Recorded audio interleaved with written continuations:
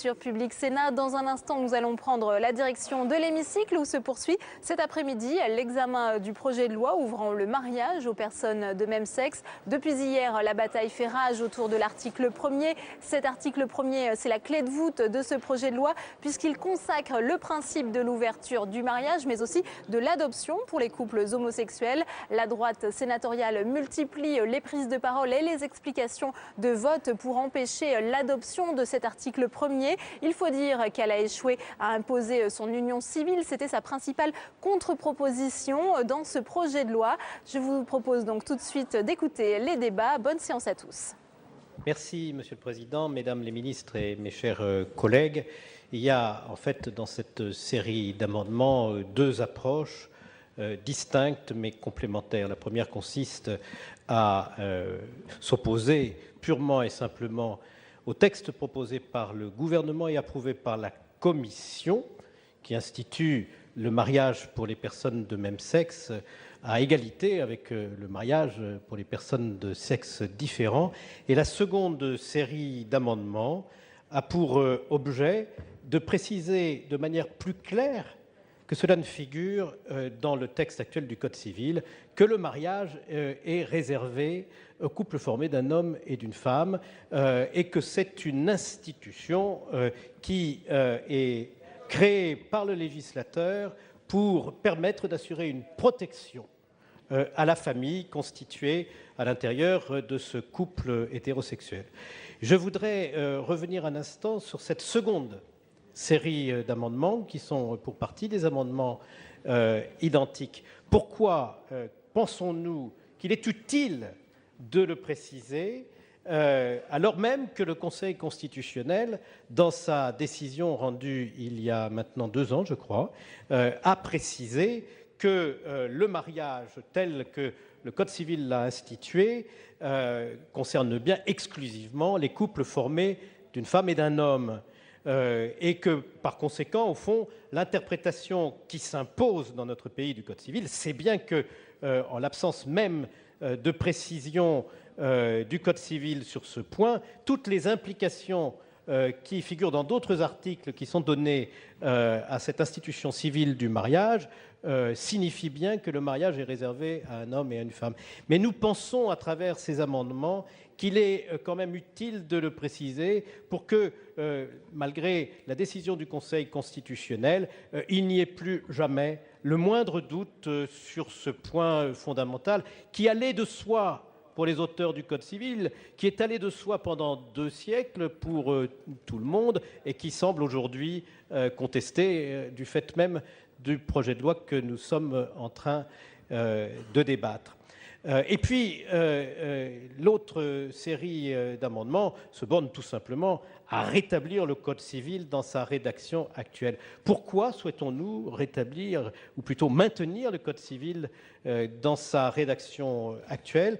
Tout simplement parce que nous considérons que, au-delà de l'apparence qui est donnée par cet article ne se borne pas à créer le mariage de personnes de sexe différent. Il a pour implication que désormais des personnes de même sexe pourront être à égalité de droits et de devoirs vis-à-vis de l'enfant, être autant parents de l'enfant l'un que l'autre, ce qui implique qu'on puisse désormais être parent d'un enfant sans être ni mère ni père, ce qui est un effort de construction qui relève de notre point de vue d'une certaine utopie. On peut adhérer à cette utopie, on peut aussi considérer qu'elle est contraire à l'intérêt supérieur de l'enfant, tout en admettant qu'il faut créer un cadre stable pour que des enfants élevés par des couples de même sexe le soient dans des conditions qui préservent leur intérêt juridique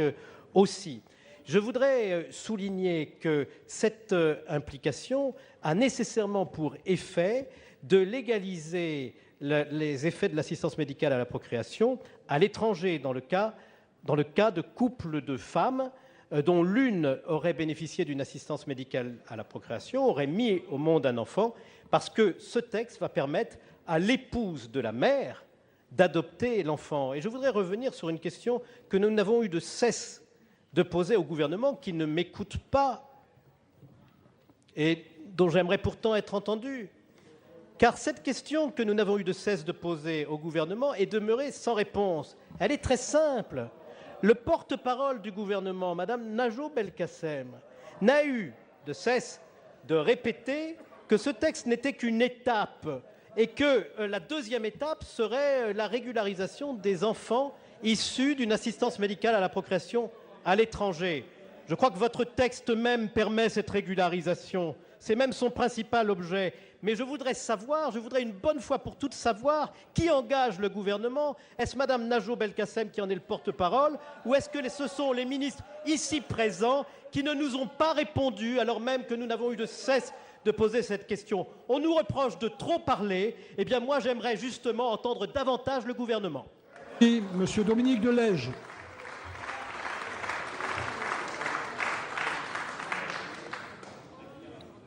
Merci, Monsieur le Président, Mesdames les ministres, chers collègues.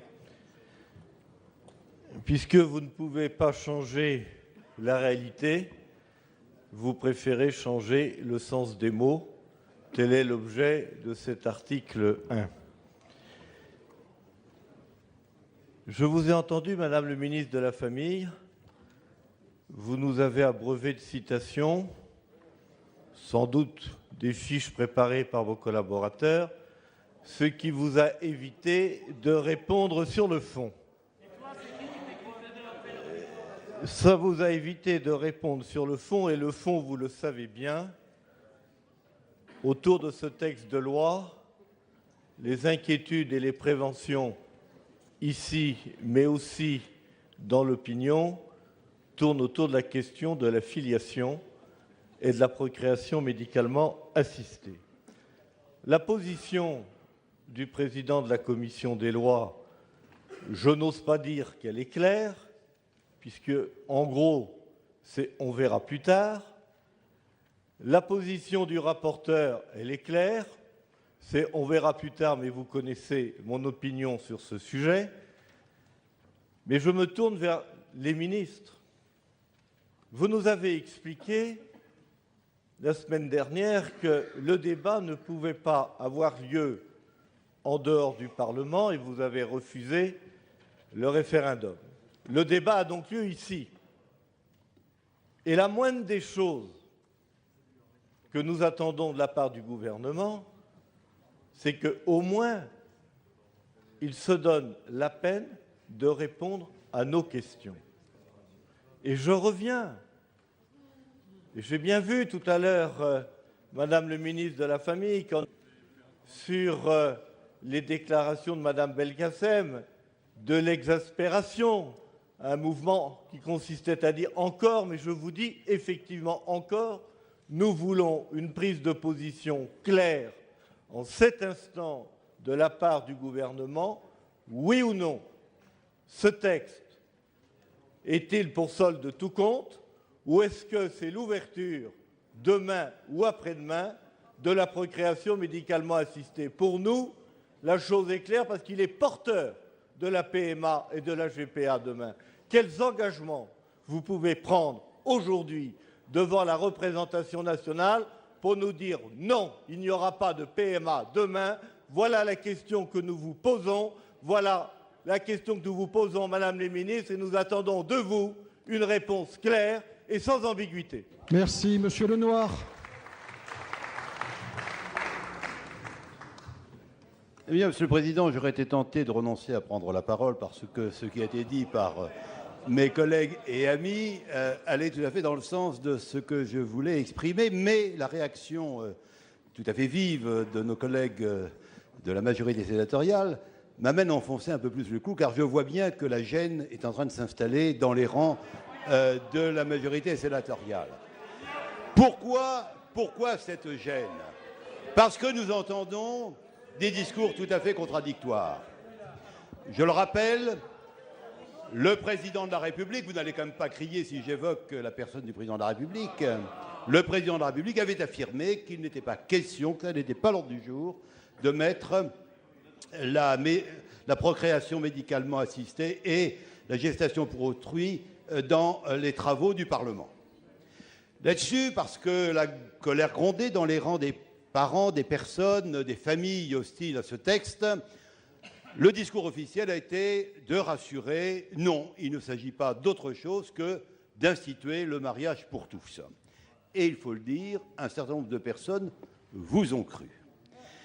Toutefois, nous voyons bien ici, dans cet hémicycle, et c'est là où la gêne devient pour certains insupportable, le président de la commission des lois est en opposition au dire du rapporteur. Le rapporteur, fidèle à une ligne qui est effectivement la sienne depuis longtemps, dit de toute façon ce n'est qu'une étape, et puis après, sans doute d'ailleurs, le calendrier est-il déjà prévu, nous traiterons de ces questions-là. Le président de la commission des lois dit pas du tout, et d'ailleurs moi-même, je prends ça avec beaucoup de précaution, je ne dis pas que le président de la commission des lois a déjà indiqué ce qu'il ferait si un tel texte par aventure venait à être discuté.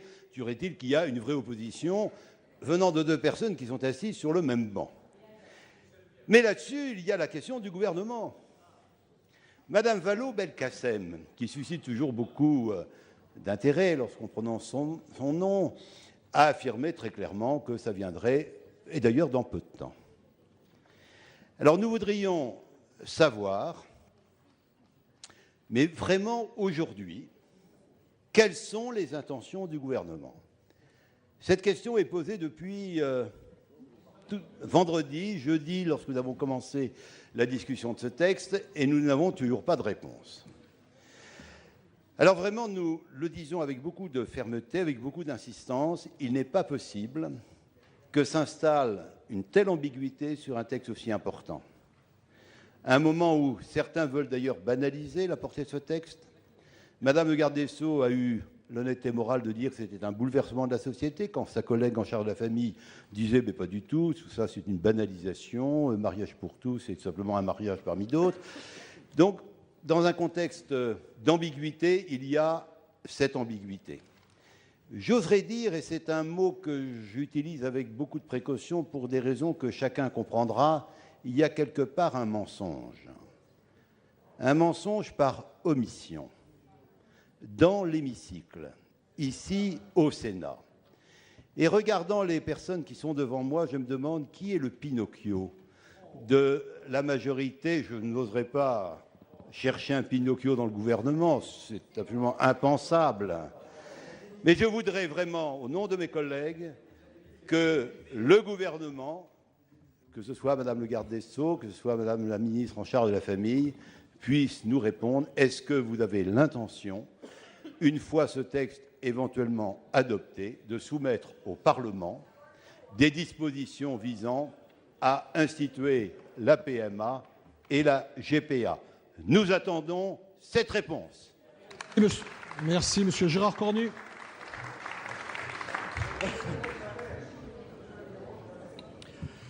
Oui, c'est vrai, mesdames les ministres, c'est quand même très agaçant lorsqu'on suit ces débats. On vous pose des questions et à chaque fois, vous nous répondez par des citations. Je crois que le Sénat et cette Assemblée n'a pas l'habitude qu'on lui réponde par des citations. On préfère avoir des réponses franches à nos questions directes que nous posons. Mais au-delà de ces interrogations, moi je voudrais vous dire que vous faites un contresens historique sur le sens du mariage. En effet, le sens initial du mariage est quand même dans cette présomption de paternité, dans cette présomption de filiation, dont l'objectif est de fixer le cadre de la famille. L'idée initiale du mariage était de vérifier, de valider, d'institutionnaliser la présence d'un père dans une famille et donc d'un cadre familial équilibré. Et puis, pour aller plus loin, je voudrais évoquer la question des droits pour appeler à la retenue. Car enfin, quels sont les droits d'un couple hétérosexuel ? Y a-t-il un droit à l'enfant pour le couple hétérosexuel ? Il n'y a jamais eu de droit à l'enfant pour un couple hétérosexuel. Ce couple donne la vie et le droit est là pour organiser cette vie. Y a-t-il un droit à l'adoption ? Pas plus. Il n'y a pas de droit à l'adoption, il y a un droit à la famille pour des enfants qui n'ont pas de famille, mais pas de droit à l'adoption. Y a-t-il un droit à la PMA? Non. Il n'y a pas de droit à la PMA. La procréation médicalement assistée est un acte médical, comme l'a d'ailleurs souligné le président de la Commission, un acte médical qui vient compenser un problème de stérilité au sein d'un couple hétérosexuel. Il n'existe pas de droit à l'enfant. Or, avec ce texte, on l'a rappelé, et quoi qu'on ait pu entendre de la part du gouvernement et de sa majorité pour déconnecter le mariage de la question du droit à l'enfant, il est incontestable qu'on ouvre un droit à l'enfant. Or, le cœur du bien commun, c'est bien l'enfant, son épanouissement, son éducation, son avenir. Évoquant cela avec la plus grande sincérité, je me fais aussi, comme mes collègues, le porte-parole des milliers de concitoyens qui m'ont saisi de leur inquiétude et de leur colère de n'être pas entendus, de tous ces Français qui n'ont aucune habitude de se manifester ni de descendre dans la rue et qui ne comprennent absolument pas la surdité et l'entêtement du gouvernement. Merci, Monsieur Christophe Béchu. Merci, Monsieur le Président. Mesdames les ministres, Monsieur le rapporteur, Monsieur le Président de la Commission, mes chers collègues, je joins à la demande de mes collègues la mienne sur le fait d'avoir une réponse par rapport aux propos qui ont été tenus par la porte-parole du gouvernement. Mais j'aimerais ajouter, je suis prêt à passer une partie de mon temps de parole à faire en sorte de répondre aux éventuelles invectives que je n'entends pas toutes, mais j'aimerais faire en sorte de prolonger mon propos si vous m'y autorisez. J'aimerais, à défaut d'avoir une interprétation de quelqu'un qui n'est pas là, ou en tout cas une prise de parole officielle de la part du gouvernement, demander au moins à mes collègues de la Commission des lois, et en premier lieu à son président, au rapporteur et même à la garde des Sceaux, si, quelle que soit la position du gouvernement, ce vers quoi nous allons n'amène pas de manière automatique et la PMA et la GPA. Dès lors, mes chers collègues, que nous aurons collectivement modifié le sens du mot « mariage », si nous votons l'article 1er puis la totalité du texte, pour modifier la définition du terme. À ce moment-là, au nom de l'égalité, il y aura l'adoption, c'est dans le texte. Mais, mes chers collègues, quelle que soit la position du comité d'éthique dont le président de la République a dit qu'il attendrait les conclusions, et quelles que soient même les opinions des uns et des autres, est-ce qu'ici, il y a des gens pour croire que la Cour européenne des droits de l'homme, si elle est saisie demain par un couple, ne considérera pas, au nom du principe d'égalité dans la manière dont elle l'applique et en vertu de sa jurisprudence, que l'égalité devant les couples mariés doit amener de manière automatique l'élargissement de la PMA aux couples de femmes. Ma conviction, c'est que ce que nous savons de la jurisprudence de la CEDH, ce que nous savons de l'acception large qu'elle a du sens du mot « égalité », fait qu'il n'y aura même pas besoin d'un débat devant le Parlement, parce que la jurisprudence de la Cour européenne s'appuiera sur le texte pour le mariage pour tous, pour imposer l'élargissement de la PMA sans débat et sans discussion éthique. Et dès lors, demain, mes chers collègues, que la PMA apportera aux couples de femmes une réponse à leur volonté d'avoir un enfant, le même rapport, large et souple à l'égalité, permettra à des couples d'hommes d'exiger devant la Cour européenne des droits de l'homme, en vertu du seul texte que nous aurons voté et de la jurisprudence de la CEDH, le recours possible et légal à la GPA dans notre pays. Et mes chers collègues, ça n'est donc pas sur la base ni de recommandations à venir du Conseil d'éthique, ni même du risque ou de la volonté des uns et des autres de bloquer la GPA comme une sorte de rempart éthique que nous avons à nous positionner. C'est sur les conséquences et c'est sur l'effet domino des dispositions que vous nous demandez d'adopter. Voilà pourquoi mesdames les ministres, je voterai les amendements qui font en sorte cet après-midi de bien expliquer et de rappeler que le mariage, dans la manière dont nous le concevons, il est bien celui d'un homme et d'une femme, et il est la défense de la parité à l'intérieur de la famille et d'un binôme composé d'un couple de sexes différents. Merci, mes chers collègues. Je vais mettre aux voix. J'ai été saisi d'une demande de scrutin public par le groupe socialiste. Je vous rappelle... Non, il est déjà... Non, mes chers collègues, simplement, je souhaiterais que vous puissiez vous signaler avant que le président de séance engage l'organisation du scrutin.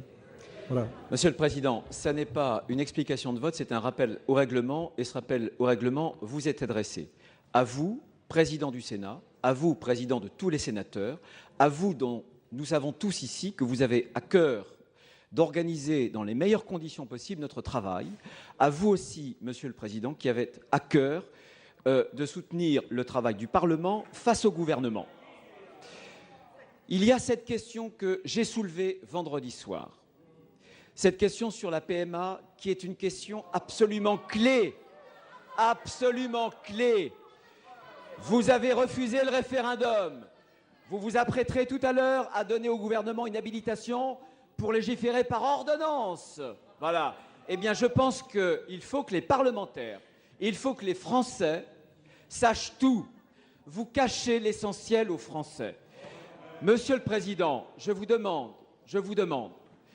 de contacter Madame Najwa Belkacem pour qu'elle puisse venir s'expliquer par elle-même, comme porte-parole du gouvernement, sur sa déclaration.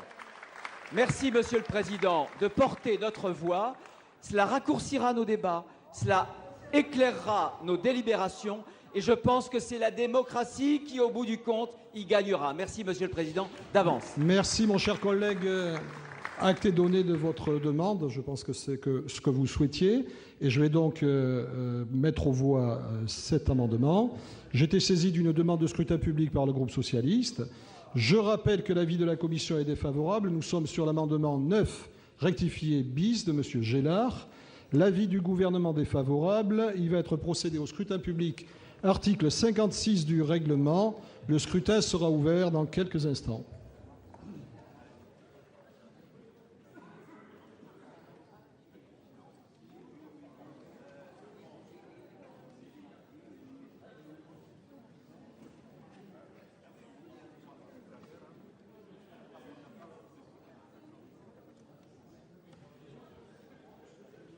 Le scrutin est ouvert.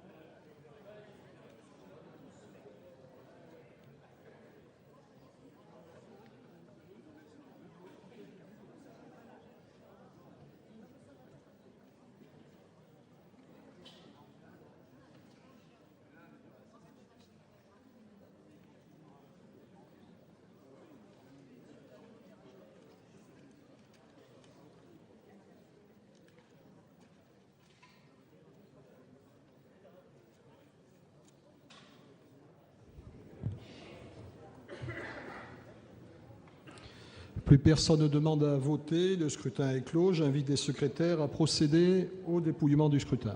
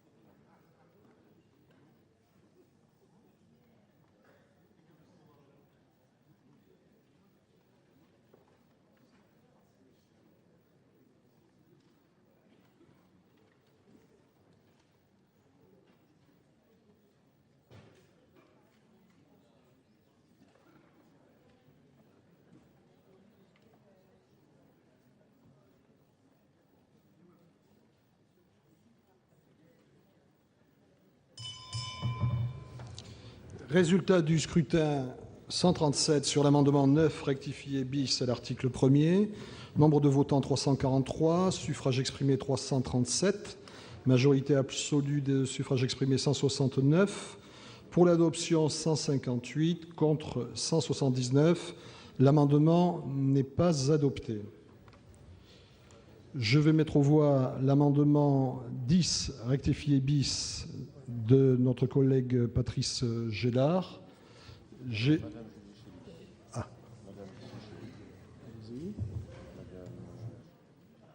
Madame Julie Chely, sur explication de vote sur cet amendement.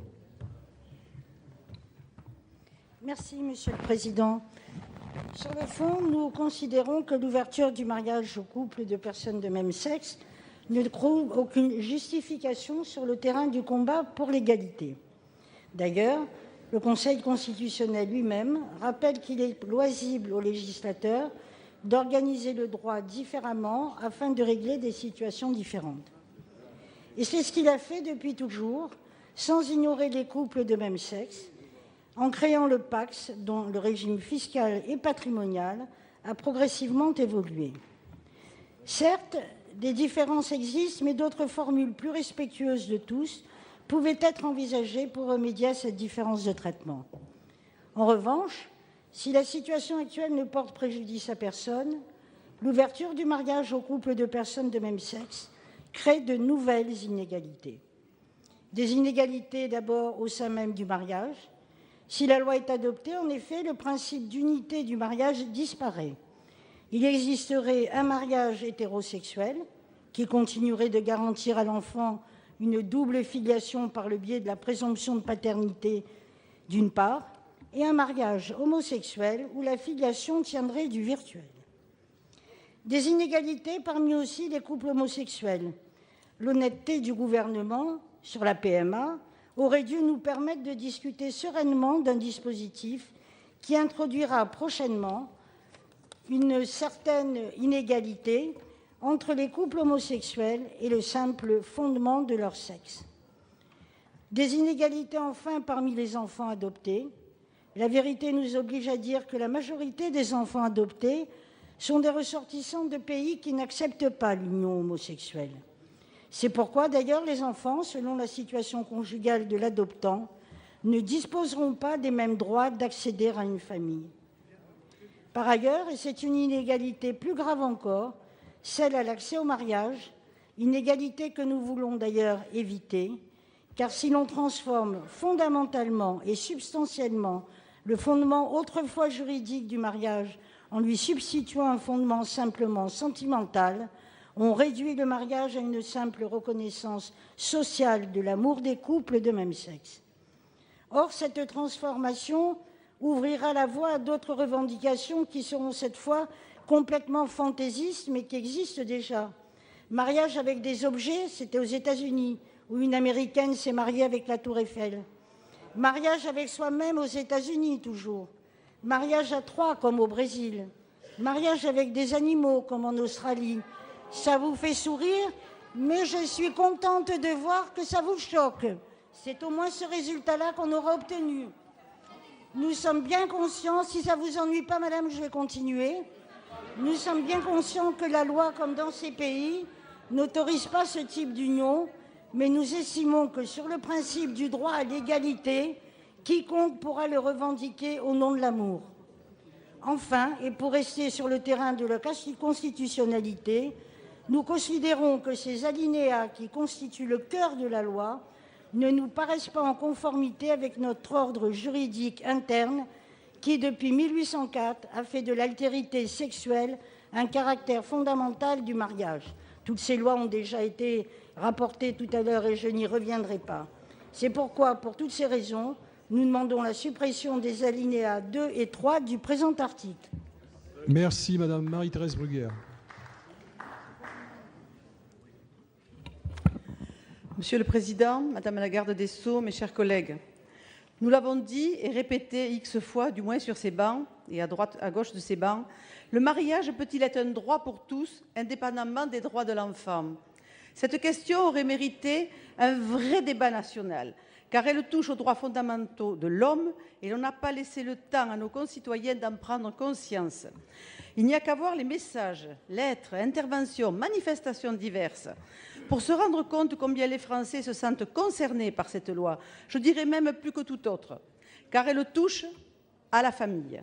Dans le projet de loi, le raisonnement a bel et bien été inversé. L'enfant sujet de droit devient objet de droit. Pourquoi l'adoption par un couple homosexuel serait-elle une mauvaise solution, L'enfant a besoin d'avoir, pendant sa croissance, un modèle d'altérité sexuelle où il n'a pas de questions existentielles à se poser. Un enfant adopté, déjà privé de sa famille d'origine, a besoin de stabilité sans que l'on crée pour lui, en vertu d'une loi, une difficulté supplémentaire liée à son milieu d'adoption. Notre société ne protège pas assez l'enfant et en même temps qu'elle prône l'enfant roi, le soumet trop souvent au seul désir de l'adulte. L'homme et la femme sont libres de vivre comme ils l'entendent et jamais, au grand jamais, je ne me permettrai un quelconque jugement. Tout être humain a droit au bonheur. Mais l'enfant, lui, a droit à être élevé, éduqué, construit dans une famille traditionnelle, avec des parents qui s'engagent publiquement dans une union stable et responsable. C'est le véritable sens du mariage, le sens le plus fondateur pour les sociétés de demain, où les droits de l'homme sont une base intangible, un monde dont ils pourront être fiers. Merci. Merci. Je vais mettre aux voix. J'ai été saisi d'une demande de scrutin public par le groupe socialiste sur le 10 rectifié bis de M. Gélard. Je vous rappelle que l'avis de la commission est défavorable, l'avis du gouvernement défavorable. Il va être procédé au scrutin public, article 56 du règlement. Le scrutin sera ouvert dans quelques instants.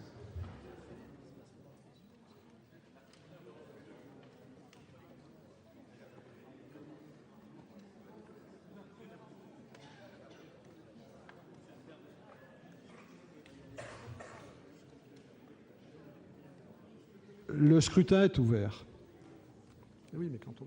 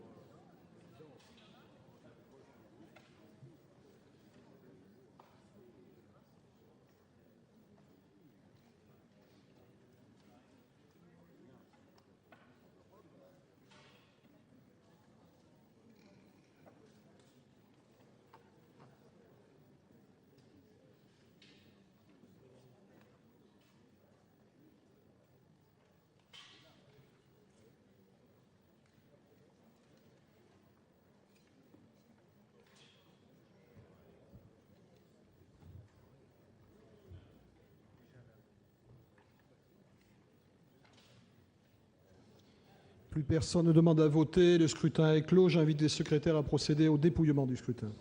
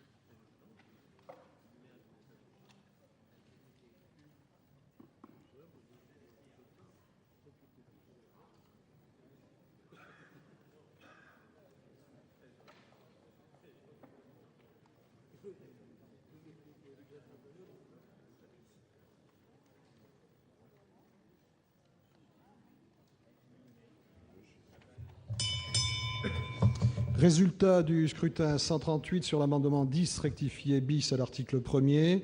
Nombre de votants 342, suffrages exprimés 336, majorité absolue 169, pour l'adoption 157, contre 179. L'amendement n'est pas adopté. Je vais mettre aux voix l'amendement 106 rectifié, 134 rectifié, 157 rectifié, 188, 193, 240. J'ai été saisi d'une demande de scrutin public par le groupe socialiste sur ces amendements. Je vous rappelle que la commission est défavorable, l'avis du gouvernement défavorable. Il va être procédé au scrutin public dans les conditions fixées par l'article 56 du règlement. Le scrutin sera ouvert dans quelques instants.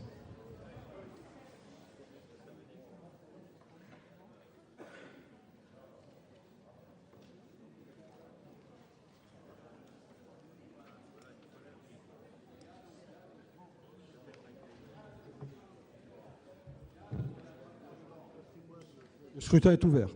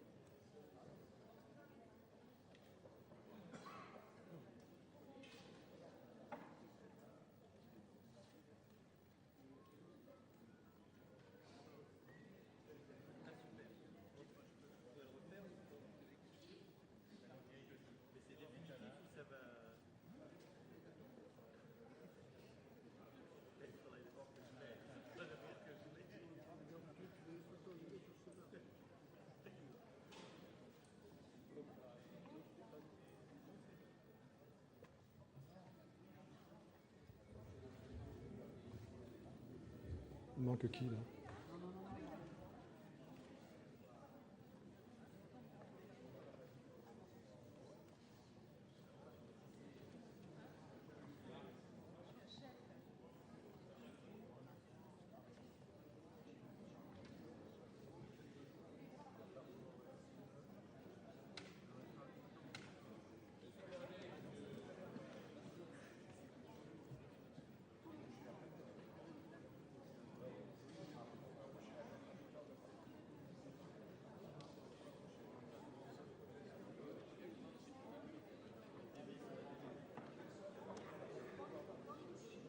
Est clos. J'invite les secrétaires à procéder au dépouillement.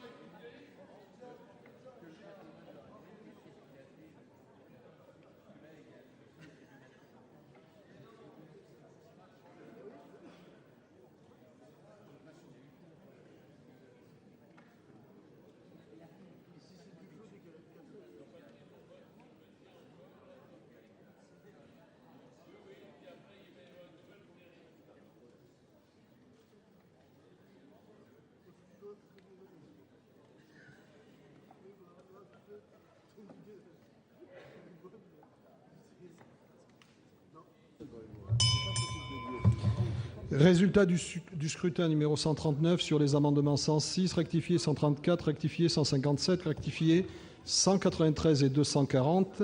Nombre de votants 342, suffrages exprimés 336, majorité absolue 169, pour l'adoption 157, contre 179. Les amendements ne sont pas adoptés.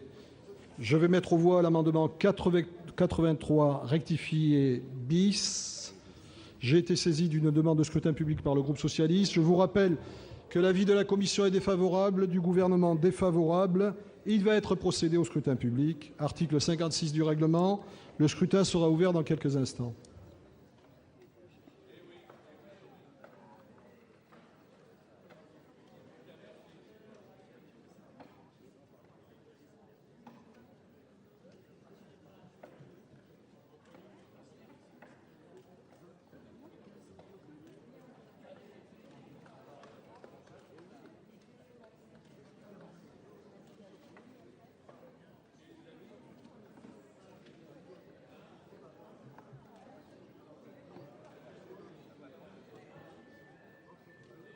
Le scrutin est ouvert.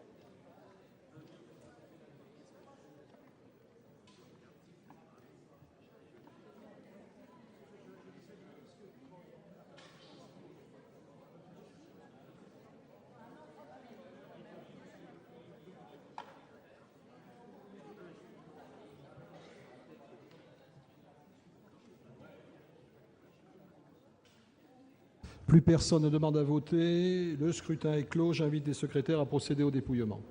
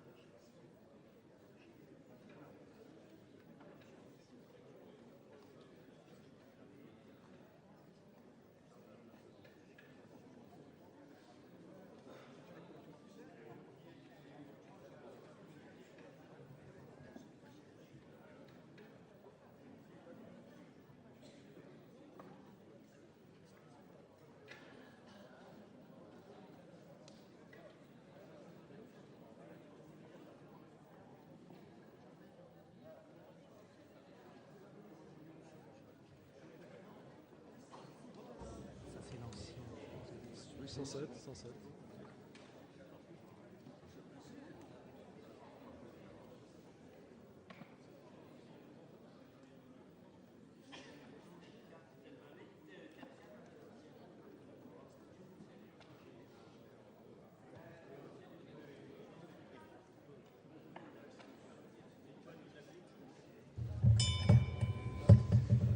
Résultat du scrutin numéro 140 sur l'amendement 83 rectifié bis. Nombre de votants 343, suffrages exprimés 337, majorité absolue 169, pour l'adoption 157, contre 180.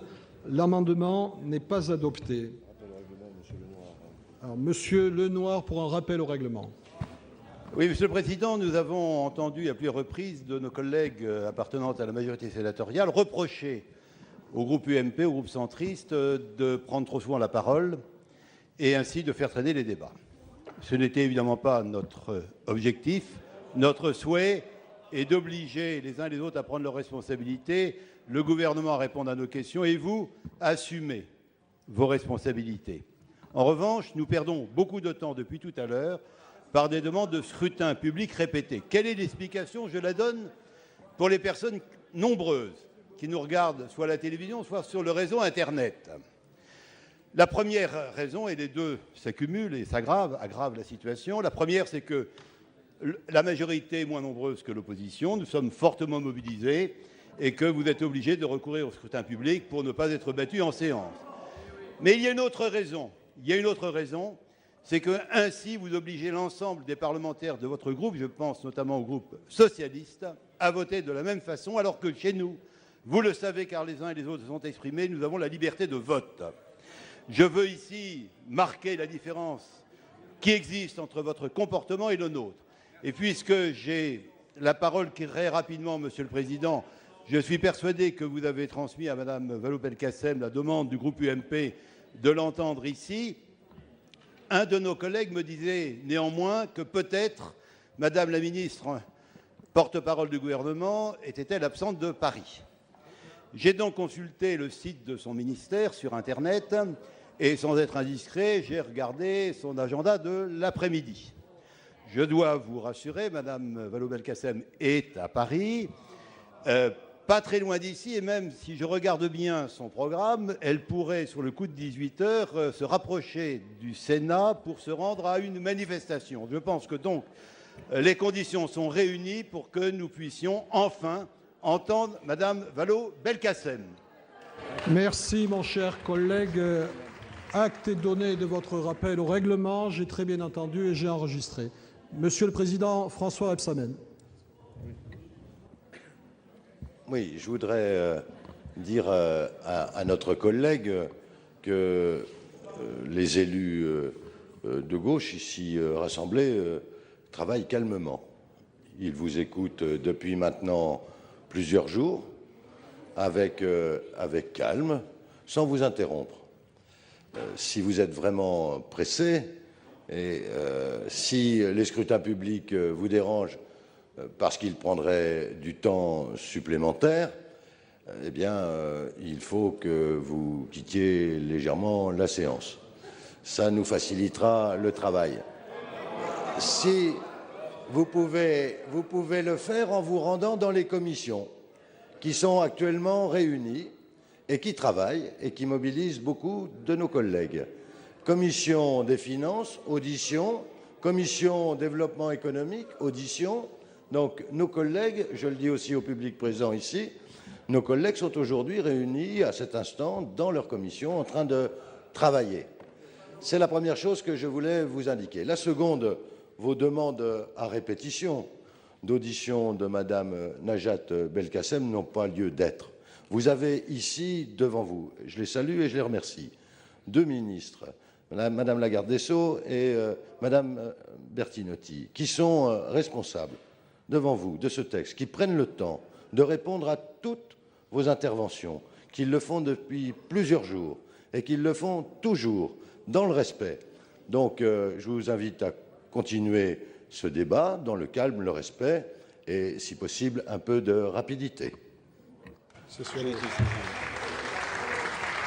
Bien, j'ai été saisi d'une demande de scrutin public sur les articles 107 rectifiés, 136 rectifiés, 158 rectifiés, 189, 194, 241 par le groupe socialiste. Je vous rappelle que l'avis de la commission est défavorable, du gouvernement défavorable. Il va être procédé au scrutin public, article 56. Le scrutin sera ouvert dans quelques instants.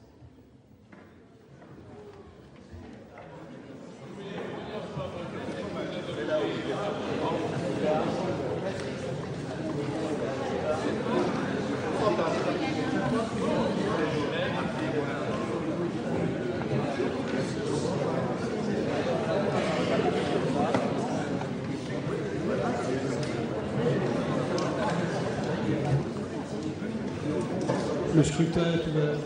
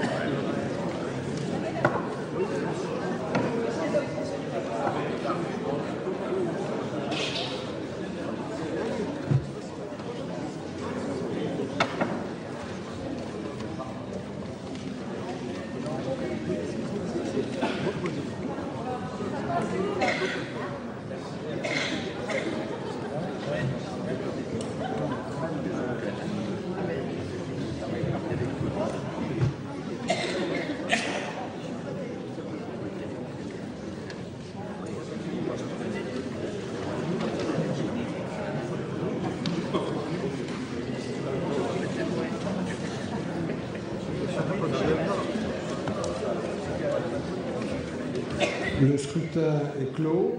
Plus personne ne demande à voter, pardon. Le scrutin est clos. J'invite les secrétaires à procéder au dépouillement.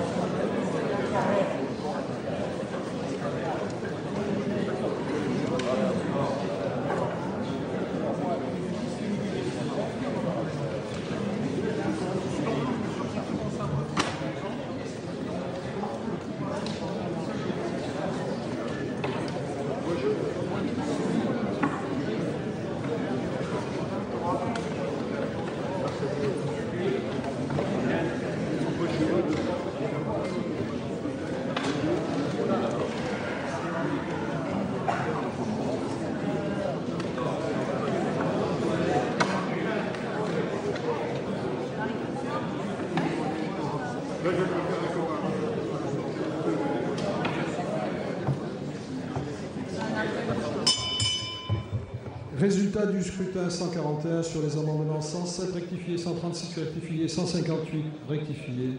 194 et 241 à l'article 1er, nombre de votants 316, suffrages exprimés 313, majorité absolue 157, pour l'adoption 135, contre 178. Ces amendements ne sont pas adoptés. Je vais mettre aux voix l'amendement 11 rectifié bis. J'ai été saisi d'une demande de scrutin public par le groupe socialiste. Je vous rappelle l'avis défavorable de la commission, défavorable du gouvernement. Il va être procédé au scrutin public, article 56 du règlement. Le scrutin sera ouvert dans quelques instants.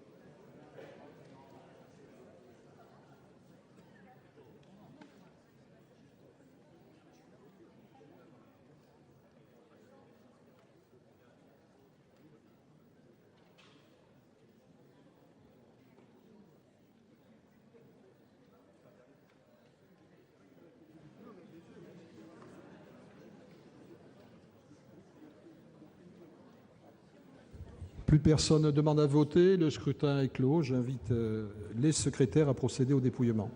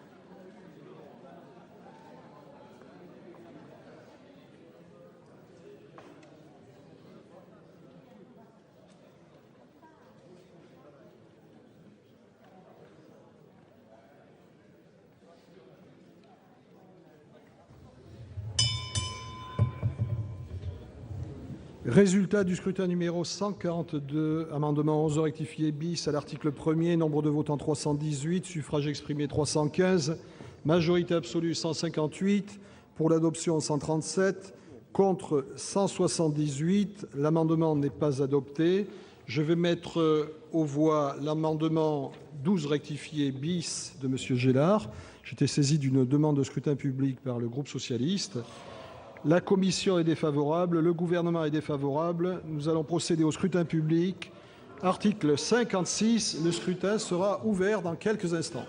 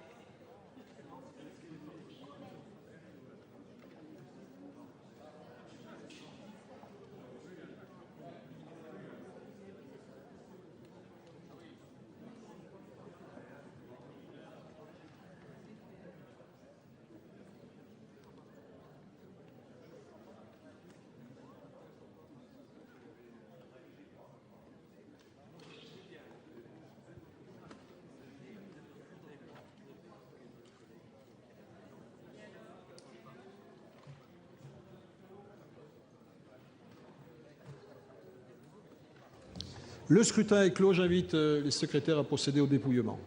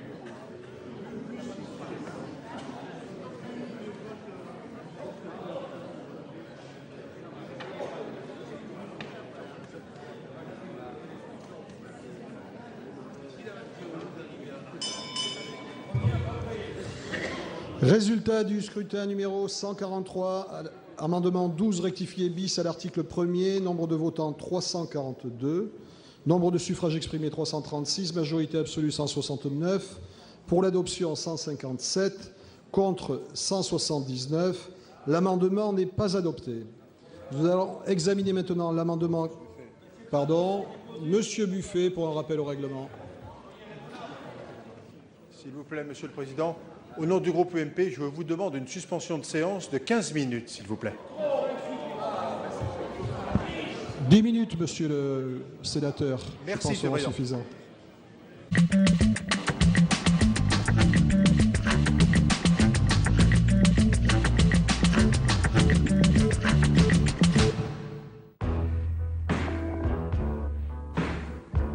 Marc Chagall, marqué à tout jamais par les folies du XXe siècle. Entre guerre et paix, les œuvres du peintre russe portent le sceau de l'histoire. L'exposition tente à montrer comment les événements historiques, effectivement l'histoire avec un grand H, trouvent son reflet dans la peinture et dans l'œuvre de Marc Chagall. Chagall a eu une longue vie, donc il est décédé en 1985. Il a traversé quasiment tout le XXe siècle et il a connu les événements majeurs de ce siècle, les deux guerres mondiales, la révolution russe de 17 et l'exil pendant notamment la Deuxième Guerre mondiale. Au musée du Luxembourg, dans l'exposition consacrée à Chagall, le contexte est essentiel pour comprendre la lecture des œuvres. Comme ici où les visages torturés de ces hommes et ces femmes, condamnés à l'exode, font écho à une Europe à feu et à sang. Durant la Seconde Guerre mondiale, Chagall s'exile aux États-Unis. Le Christ sur sa croix supplicié apparaît. Le thème de la crucifixion représente pour lui une possibilité d'exprimer son désespoir et aussi une façon de relier christianisme et judaïsme. Il le fait en associant notamment des éléments très clairement identifiables comme éléments juifs, comme le talit, le châle de prière avec lequel il habille le Christ, ou la menorah qu'il place de proximité de la croix. Réconcilier dans sa vie intime l'irréconciliable dans la vie réelle. Philosophe Marc Chagall, empreint d'une grande spiritualité. Le peintre arpente le texte biblique, les face-à-face avec Dieu ou les prophètes s'étalent. Les symboles religieux côtoient l'imaginaire inépuisable de ce doux rêveur. Ici, le marié a une tête de bouc, c'est un homme coq qui survole la ville endormie, c'est un lapin qui recueille sur son dos la rêveuse. L'artiste russe, fidèle à ses origines juives, puise son inspiration dans sa vie personnelle. Il nous livre son histoire d'amour. Bella Rosenfeld, avec qui il se marie en 1915 et qui lui donne une fille en 1916, la petite Ida, est une femme qui est à la fois muse, sœur, femme, mère, donc qui veille sur lui et qui le protège. Elle restera auprès de lui pendant toute sa vie, jusqu'à sa disparition en 1944, et est présente vraiment dans un grand nombre de tableaux.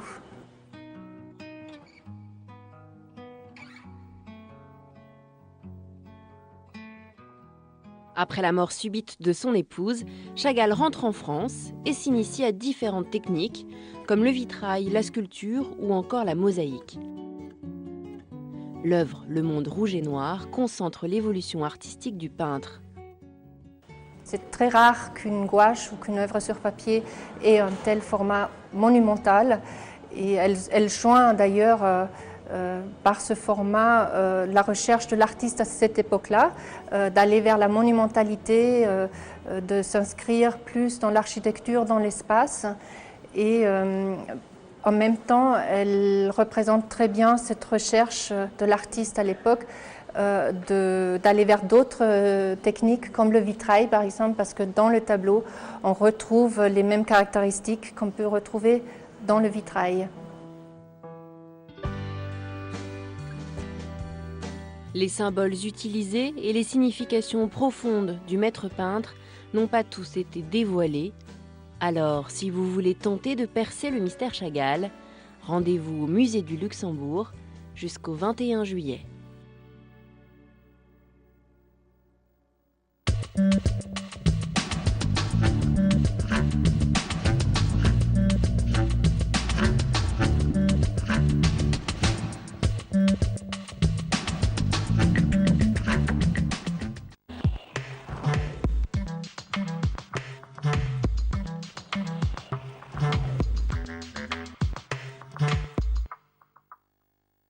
La séance est reprise. Je passe tout de suite la parole au doyen Gélard pour la présentation de l'amendement 97 rectifié bis.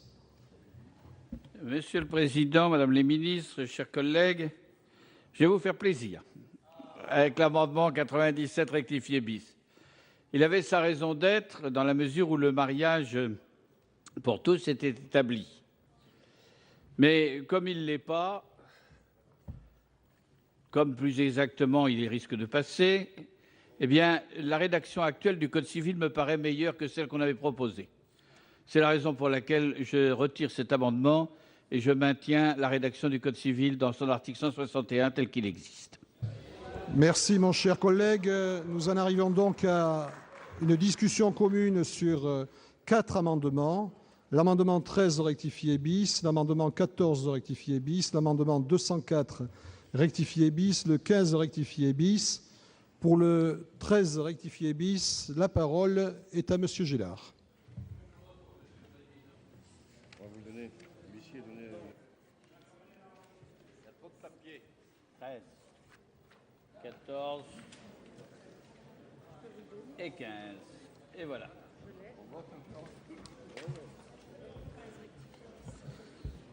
Alors, Monsieur le Président, Mesdames les ministres, Monsieur le ministre, mes chers collègues, nous revenons aux dispositions finales de cet article 1er qui établit un chapitre 4 bis nouveau, instaurant des règles de conflit de loi. Alors, les 3 amendements que je dépose sont complémentaires les uns des autres. Le premier amendement propose la suppression de l'ensemble des dispositions depuis l'alinéa 11 jusqu'à l'alinéa 16. Par contre, les amendements suivants proposent simplement l'annulation de l'alinéa 15 et de l'alinéa 16. Alors, j'ai bien entendu Madame le garde des Sceaux hier sur ses explications concernant ce chapitre nouveau du Code civil. Je me permets de me rappeler à ce stade l'un des tout premiers cours de droit international privé que j'avais eu à la faculté de droit de Paris. Ça remonte à très longtemps, où justement on abordait cette question. Et on abordait cette question à propos d'un cas qui était le cas de mariage d'un Français ou d'une Française, je ne me souviens plus très bien, avec une Grecque ou un Grec. Je crois que c'était plutôt un Grec. Et la législation française disait que le mariage en Grèce ne pouvait pas être reconnu en droit français puisque la loi grecque n'était pas transposable en droit français étant donné qu'elle n'admettait que le mariage religieux. Alors on était en face d'une situation que, ici, on va bouleverser dans une certaine mesure. Et c'est là où je suis quelque peu choqué par ces dispositions qui consistent à dire, eh bien, quand un des deux, alors le couple, remplit les conditions, les deux les rempliront. En d'autres termes, à l'avance, on annonce qu'on ne respectera pas la règle pacta sunt servanda. Les pactes doivent être respectés. À l'avance, on annonce qu'en droit français, c'est le droit français qui l'emporte dans les relations familiales qui pourraient s'établir entre la France et d'autres pays. Alors ça, c'est à mon avis quelque chose d'extrêmement dangereux et surtout qui risque d'entraîner la censure du Conseil constitutionnel. On ne peut pas affirmer dans un texte de loi une telle disposition. Madame le garde des Sceaux, vous avez raison de dire qu'il faut trouver des arrangements, que bien évidemment les traités internationaux, bilatéraux, multilatéraux qui nous unissent, il va falloir trouver des solutions. Mais l'écrire dans une loi, elle sera nécessairement censurée parce que c'est la violation même de l'article 55 de la Constitution. Doyen, sur les amendements suivants. Je crois que je les ai présentés, Monsieur le Président. Très bien. Merci. Ils sont présentés. Quel est l'avis de la commission? Monsieur le rapporteur. Monsieur Milon vient d'arriver. Ces amendements sont la suite logique d'amendements précédents, puisque M. Gélard et son groupe, après avoir tenté de faire supprimer tout l'article 1er, ce qui n'a pas été le cas, veulent supprimer article par article, donc à la découpe. Donc la commission des lois était hostile à l'ensemble, elle est hostile également à la découpe, et donc nous sommes opposés à ces amendements et nous demandons de voter contre. Merci. Quel est l'avis du gouvernement, Madame la Ministre?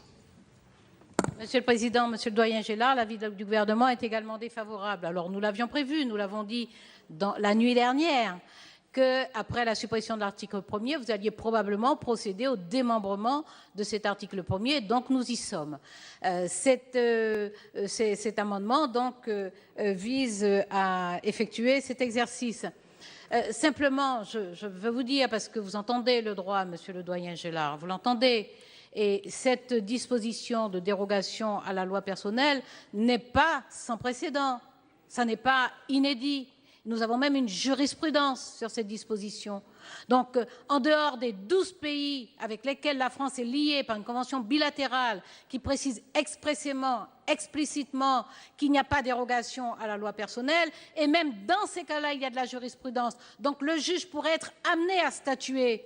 Et en tout état de cause, je l'ai dit la nuit dernière, pas l'officier d'état civil, en dehors de ces 12 pays où il peut y avoir point d'interrogation, il n'y a pas de risque et cette disposition ne nous met en contradiction avec aucun partenaire, ni dans des conventions bilatérales, ni dans les conventions multilatérales, qui ont d'ailleurs beaucoup plus de poids. Je confirme que l'avis du gouvernement est défavorable. Merci Madame la Ministre. Monsieur Milon, vous pouvez à présent peut-être défendre votre amendement numéro 204 rectifié.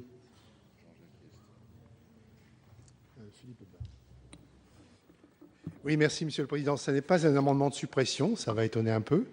C'est juste un amendement qui propose de re-rédiger l'alinéa 15 de manière à le rendre plus intelligible dans le cadre de cet article 1.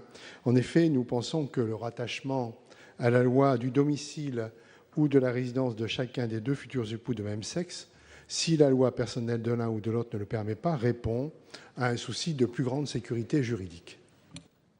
Merci. Alors, je vais donc procéder, je vais mettre aux voix... Non, alors, pardon. Avis de la Commission sur l'amendement de M. Milon.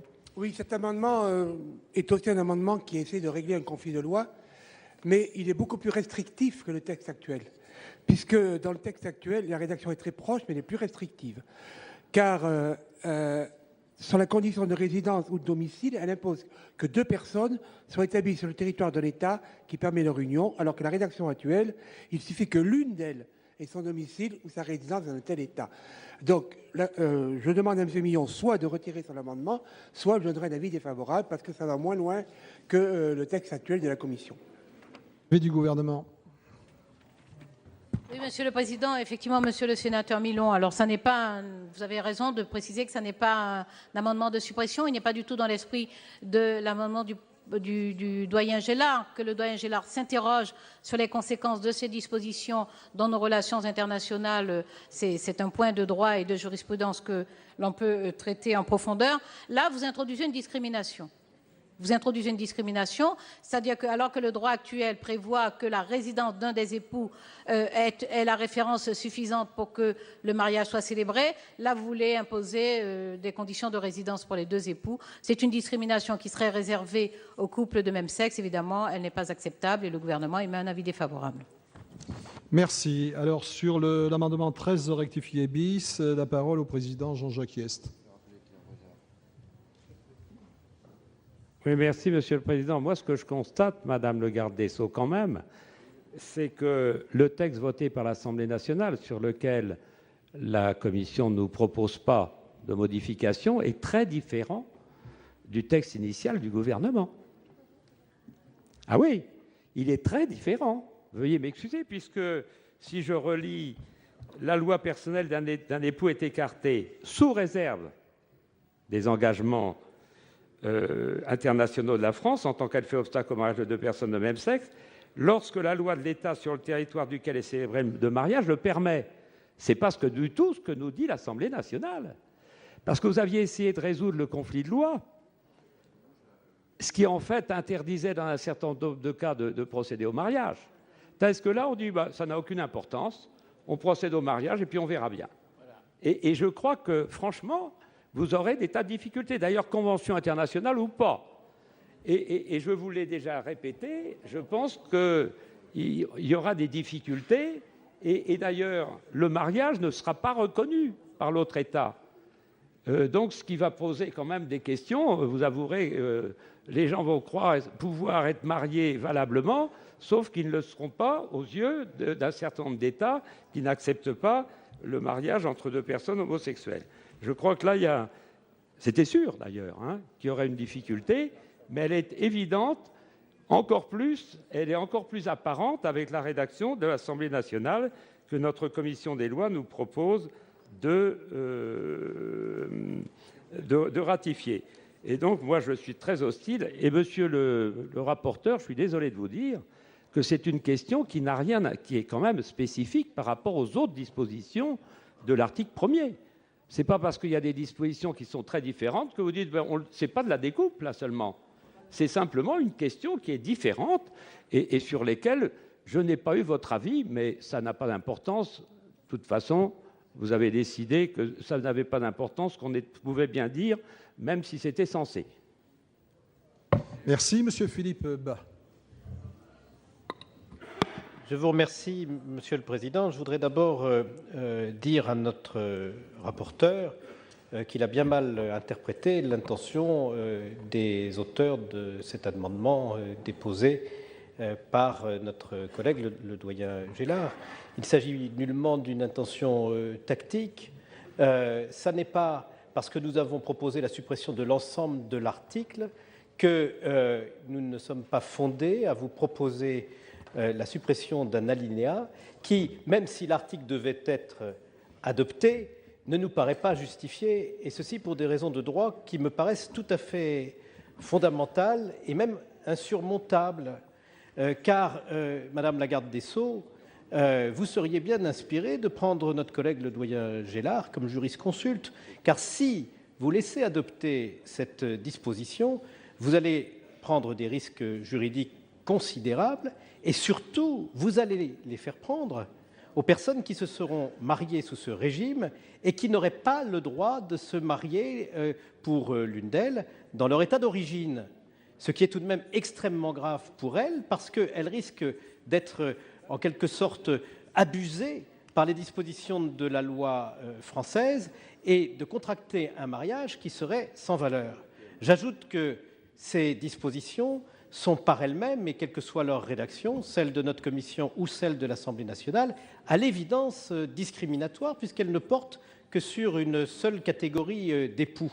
Or, mis à part l'interdiction du mariage des personnes de même sexe que d'autres législations pourraient avoir prises ou avoir maintenues, il peut y avoir beaucoup d'autres obstacles au mariage qui seraient différents d'une législation à l'autre. Pourquoi ici ne viser que les obstacles au mariage pour l'un des deux membres du couple désirant s'épouser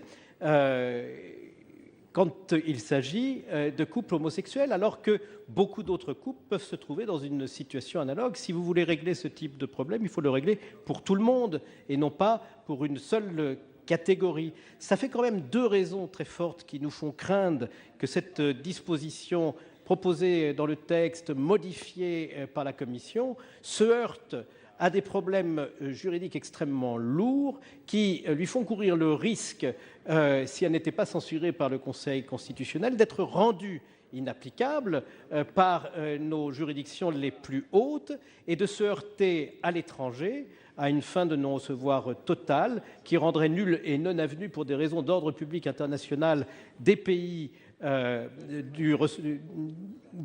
d'origine d'un des deux époux, en nous plongeant dans une totale impossibilité. C'est la raison pour laquelle je soutiens très fermement la proposition qui est faite et que j'ai d'ailleurs co-signée par le doyen Gélard. Nous quittons l'hémicycle du Sénat. Nous reviendrons plus largement sur cette séance consacrée au mariage pour tous dans notre tranche d'information de 19h. Mais tout de suite, c'est le magazine politique de la rédaction de Public Sénat, preuve par 3, qui reçoit ce soir